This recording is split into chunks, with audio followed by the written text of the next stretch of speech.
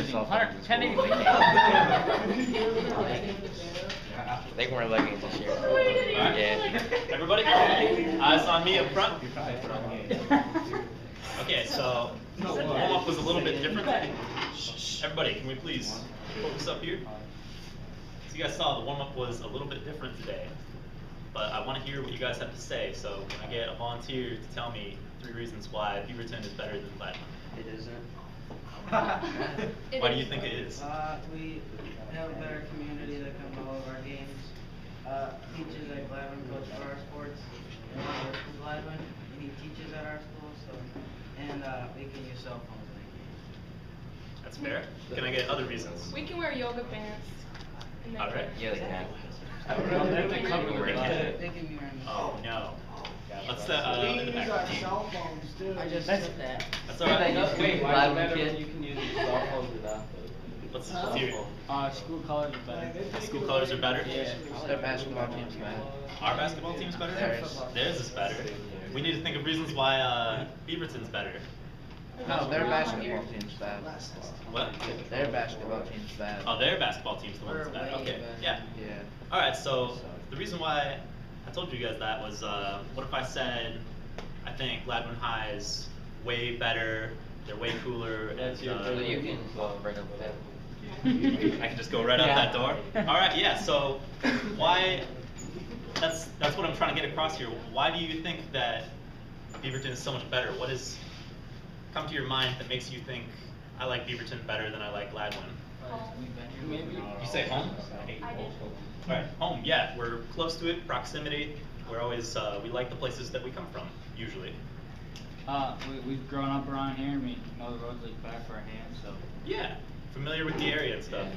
The reason I'm talking about all this stuff is today when we talk about fall of Napoleon, one of the reasons he fell was something called nationalism, which is the loyalty to one's country or where you come from. There was like a nationalism movement where people wanted to defend their country no matter what. And that's kind of what, to a lesser extent, what you guys think of Beaverton. You're familiar with the area, you like the school better, you've been going here a long time, so you think it's better than the school rival of Gladwin. Do you think that the students at Gladwin might think that their school is way better than Beaverton? No, they don't? They think they're losing out? They got egotistic.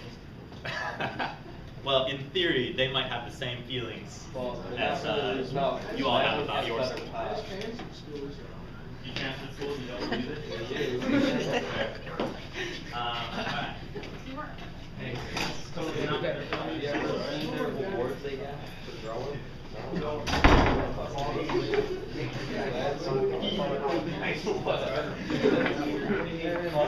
just go to your yeah, first slide, everything's gonna come up, and after that, I'm gonna. Yes, so the objectives, everybody, eyes up here. The objectives of what we're learning today are the 3 major mistakes that Napoleon made that led to the downfall of the French Empire. So I want you all to write down, when they come up in the PowerPoint, what the 3 mistakes were and how they affected the empire, or what were the consequences of these mistakes. And then we're going to talk a little bit about how the empire actually ended from all these mistakes. And then we're going to play a game, and there will be candy. So be excited about that later. Relationship goals. Can I get the next slide? Okay. So there's a lot of text here, as you can see. What I want you to write down especially is everything that is underlined. Those are the really important parts. Everything else, kind of keep it in your head. Remember how it fits in with what's underlined, but it's not as important. So the first mistake Napoleon made, besides, I mean, you've already learned about all of his success and about how he made the French Empire so huge, but the first major mistake he made was the Continental System, which was a blockade of Great Britain. And a blockade is where you take troops or ships and you don't allow trade to another city or country. You don't want anyone to go there to trade. You're hoping that this is going to hurt the economy of wherever you go. So Napoleon initiated this. Yes? So did he isolate? Yes, from- that's what happened is the continental system, kind of imagine, flip to the next slide a second. Yeah. Because I've got a visual here. The continental system took all of this area and he wanted them all to refuse trade with the United Kingdom or Great Britain, so that Great Britain's economy would be hurt, and that all the trade that would happen would be in the continent. So the continent, like Russia would trade with Austria, which would trade with France. That was all good. You just didn't want anyone trading with the United Kingdom. Flip back. So that's what the continental system was. It was supposed to weaken the British. That was the thought. However, Napoleon didn't take into account the fact that the British had a stronger navy than the French did. So the British launched their own blockade of the continent. So all trade that was going to France, like from the United States, had to stop in Great Britain first.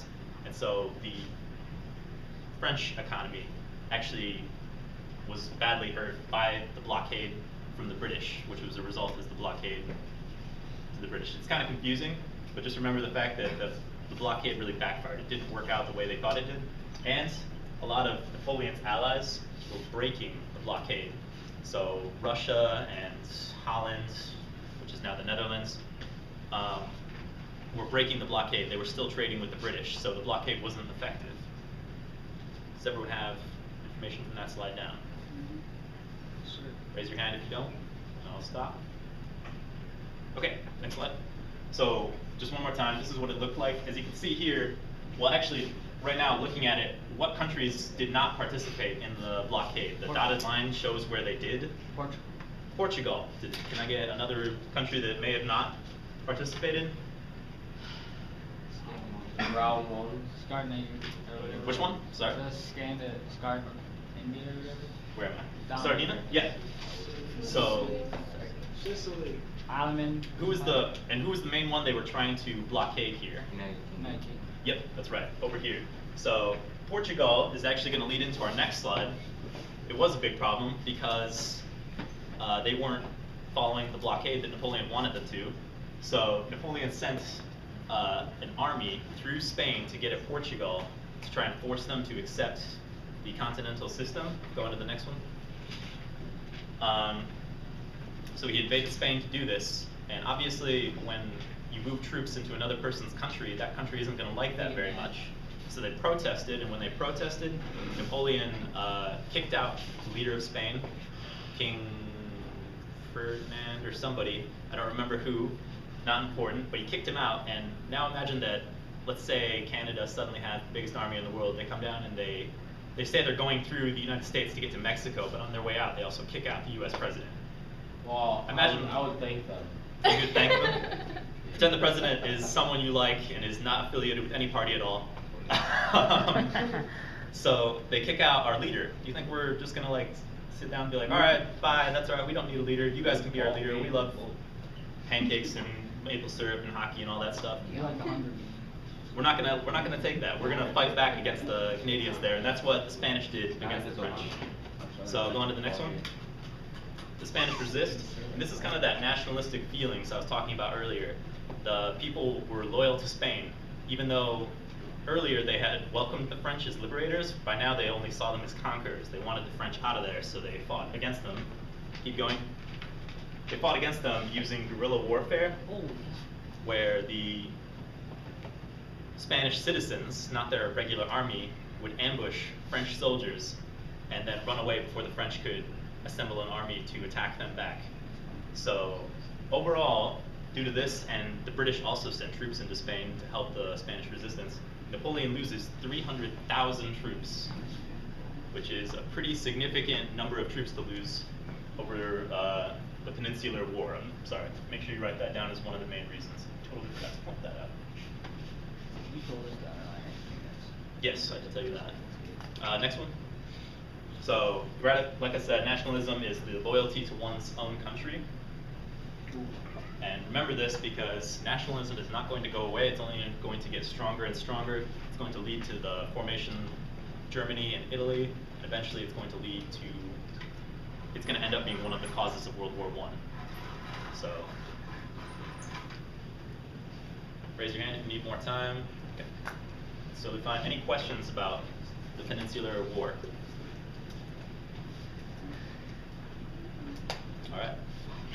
me know when you are ready.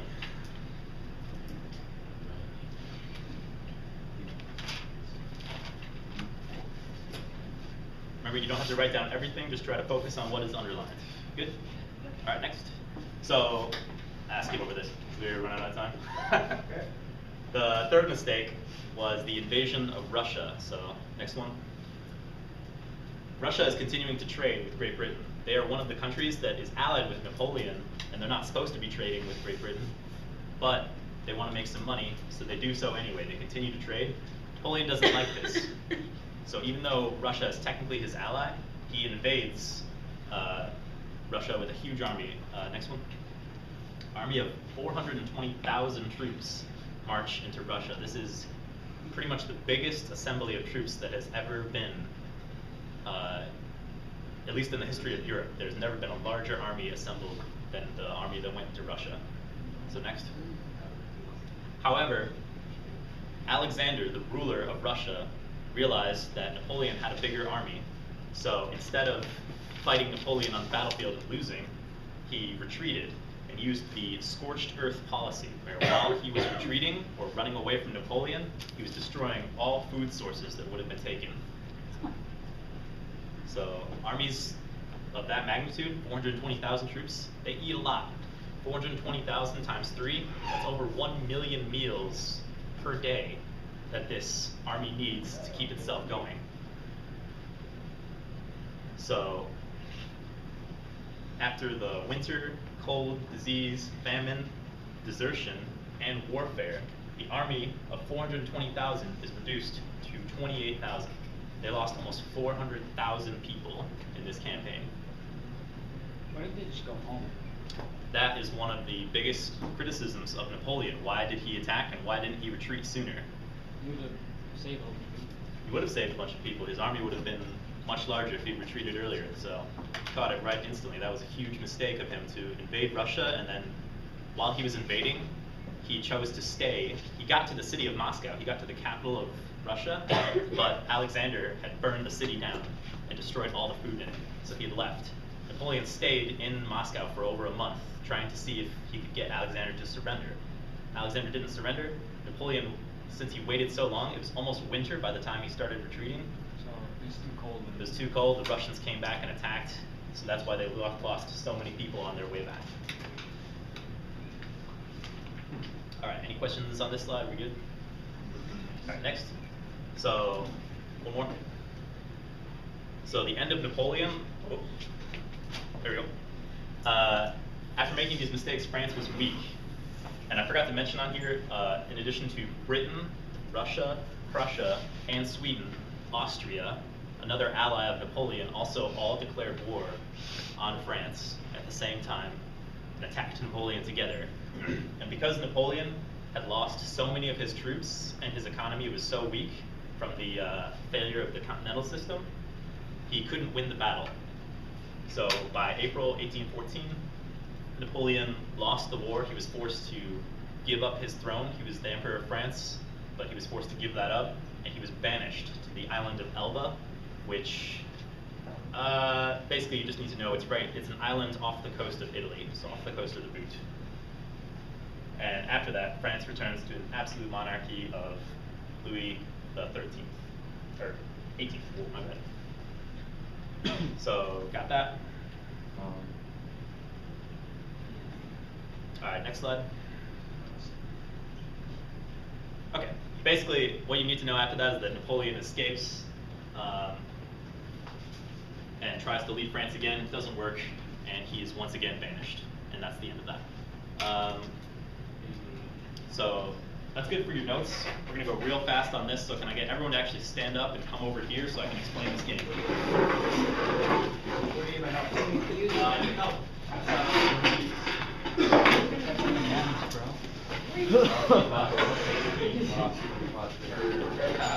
Quick, as he's got to complete this. Go ahead and take a flyer right now. You're gonna need a partner for this. You can just use your partner at your table if you want. As soon as I finish. And if they're Alright, that's alright that there's not enough, because you're gonna share with your partner. So pick a partner that has a paper. Pick a partner, man. Pick a partner that has a paper. Is that working? We have enough then? Alright. You're just So, on camera. Oh my gosh, I forgot. I was like. So, alright. The basic point of this game is that you are one of 2 military leaders. Everybody set? Alright. You are one of 2 military leaders. One of you is the defender, and one of you is the attacker. The defender's instructions. The attacker is stronger than you, so you need to use scorched earth policy to stop them. Per move, you can take away 1 M&M in the invasion path. If the attacker runs out of M&Ms to replace the ones you take away, you win. The attacker's instructions. You are stronger than the defender, but you need to reach him or her. To reach your opponent, you must move following the arrows to different triangles, circling what triangle you move to. Each triangle costs you 1 M&M, and you have a stockpile of 3 M&Ms. But you can use M&Ms on the map to avoid using your stockpiles. However, if the M&M on the map has been destroyed through scorched earth policy, you must use one of your M&Ms to feed your army. If you run out of your original 3, you start with, you lose. So I'm gonna model this real quick. So you take the M&Ms, you already put them on the triangles? They did, they caught on real fast. All right. That's what you guys gotta do. Take the M&Ms and put them on the triangles. What about the circles, you know? Don't put one on the circles, just put one on each of the triangles. So, doing that real quick. All right, so I'm gonna be the attacker in this scenario, so I start in France. So I have 3 different areas I can move to. Oh wait, my bad. We're gonna start with the defender. The defender gets to move first. So the defender does not want the attacker to reach them, and the attacker reaches them by going on the triangles. However, it costs the attacker M&Ms from their own stockpile. The attacker gets 3 M&Ms in their own stockpile. So if I want to hurt the attacker, I'll take away one of the M&Ms on one of the triangles. So if I do that and the attacker moves there, he has to spend one of his own. However, if the attacker moves in a direction where there is an M&M, he doesn't have to use his own. Are you guys getting what I'm saying about that? I got it. You move through the triangles. The defender, before the attacker moves, the defender can take away 1 M&M off the map, and that's kind of like scorched earth policy. They're taking away the food that the attacker could use to feed his army. So right now, let's see you guys try this. Who's the defender, who's the attacker? So defender, choose 1 M&M to take away. Remember, you want to take away one that you think the attacker will use. Okay, so attacker, which direction are you going? You start over here. The attacker starts where the attacker is labeled and has to move based on where the arrows are. So do you want to move here? There's no M&M there. You can move here where there is one. Then you won't have to use your own. You start with this many. If I take this one away. So if you choose to move here, you have to spend one of your M&Ms. Yep. So then, now the defender, he's moved here. His only other option is move here. Where do you think you want to take away an M&M? Exactly. So that's kind of how the game works. Keep going and see who can win first. Remember, you only have these 3 when you're out. You lose. To move on. So how's it going here? You got it? I take away the ones that she tries to. You take away one first. You're the defender. Yeah. So then she has to choose which direction to go after you take one away. Yeah, so you can either go here, or you can go here, there. There you go. Smart decision.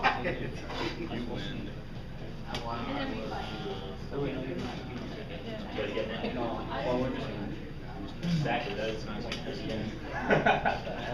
So, right now, who's the defender? Okay, so choose one of the M&Ms in the triangle to take away. You don't want the attacker. Okay, so attacker, which direction do you want? Remember, if you move to a spot where there's an M&M, you have to spend one of your own. Sorry. You get it.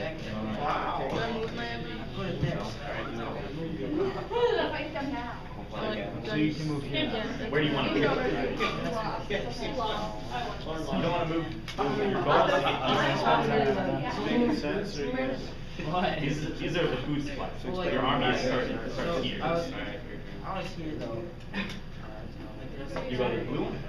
Yes, that's a good choice, because when you go to blue, you don't have to spend on your own M&Ms. So when you have the arrow there, one arrow off is here. So like I would need another, like, we didn't even put them in there, so. Now, unfortunately, you So I won. But you ran out of 30. Yeah, but I ran out, but I didn't have any more flights that I had to do.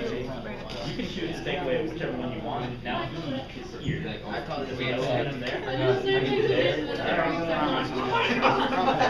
Alright, so she moved off 3 times, she ran out, but she like, this is her last one, she was Yeah. down. So did I lose? Did you use all your, who's the attacker? I'm the attacker. Did you use all of your M&Ms? All of them, but on the last one. On the very last one? Yeah. I think that means you lose because you needed one, you need to make sure you at least have one left by the time you get to the defender's spot. So that was very close. Is that even in the rules? That's not I in. tried to make the rules very comprehensive. I'm sorry. Obviously, I need a little bit more explanation, but I'm glad you guys mostly got it. Ah, we won. We can eat them now, right? Alright, sorry, I should have explained it a little bit better. You're gonna use the Oh, I got you one of mine. That's why you can't go. Make for lose though. So now the attacker, you can choose to go 3 different ways to get your defender's base. Which way do you want to go? Note that if you go somewhere where there isn't an M&M, you have to spend one of your own M&Ms. Which way? No way, alright, so that's good. So now, you didn't have to spend one of your own M&Ms, because we just used the one here. So what are you gonna do now? She's moving out of the middle path. No, I lost. Again, you need to win when I. That's the right idea. She's right there right now, but she's already there. So you can't take away the resources that she already has. So now, because of how the arrows work, how kind of real evasion works, you can't stuff like this. And then you could take that one away. Backtrack and try again somewhere else. You gotta spend an M&M to go forward. So now you only have 2 left. So now she can go 2 different directions here though. You still keep going straight? That's fine. That's pretty much what Napoleon did. He decided to keep going forward even though the supplies in that. There, I'm helping you out with the camera. There you go.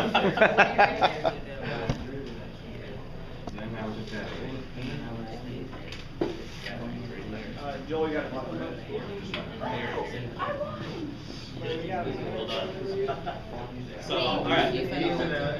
Kind of getting. Alright, everybody bring it in up here. So, on the back of, you can go ahead and start eating your M&Ms. Cash in. Split them as evenly as you can. On the back of the sheet with the map, there are some questions. These questions are purely based on participation, so try your best to answer them as best you can. Write your name on them.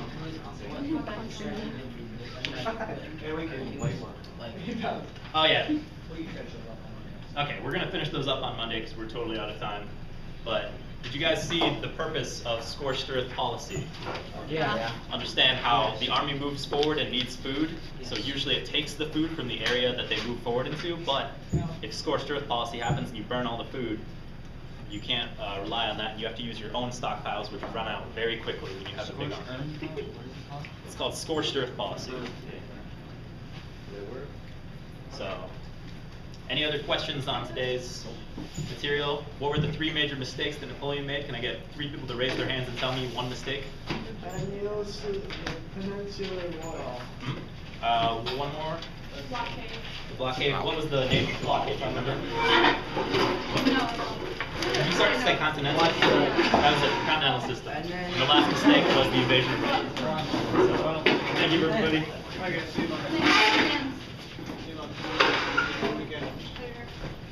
Have a good weekend. See ya.